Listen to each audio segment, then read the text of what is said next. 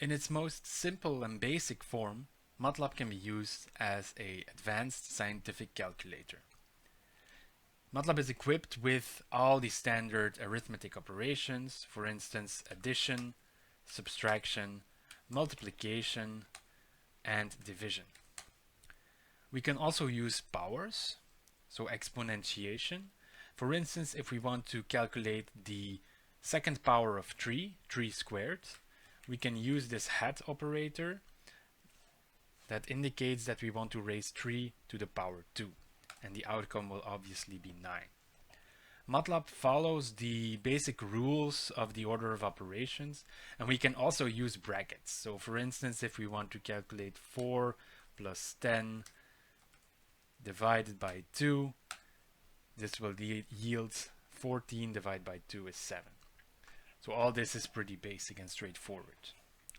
Now, in addition to these simple arithmetic operations, MATLAB is also equipped with a rich library of intrinsic functions that are readily available for you to use.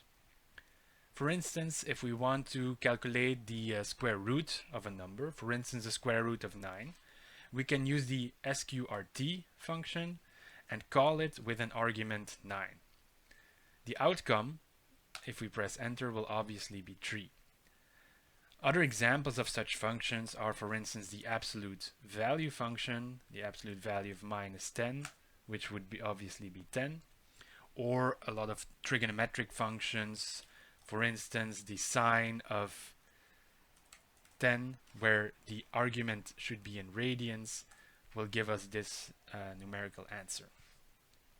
In addition to these kinds of functions, MATLAB also has some intrinsic variables that are pre-assigned a numerical value, and one of the most important ones or one of the most famous ones is the number pi, which can simply be found by which is assigned to the variable pi. So if we push enter, this gives us the numerical value rounded to 4 significant digits here of pi. So for instance, if we want to calculate the sine of 2 pi, this is close to 0.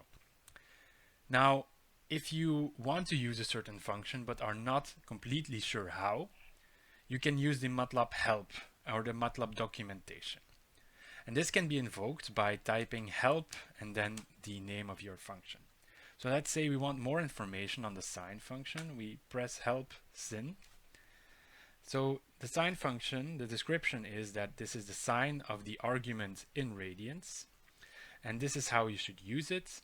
We also see some related functions, and we get a link to the reference page. So if this information is not enough, we can further click here in order to open the documentation, which gives us a more elaborate description, but also gives us some examples on how to use this function in practice.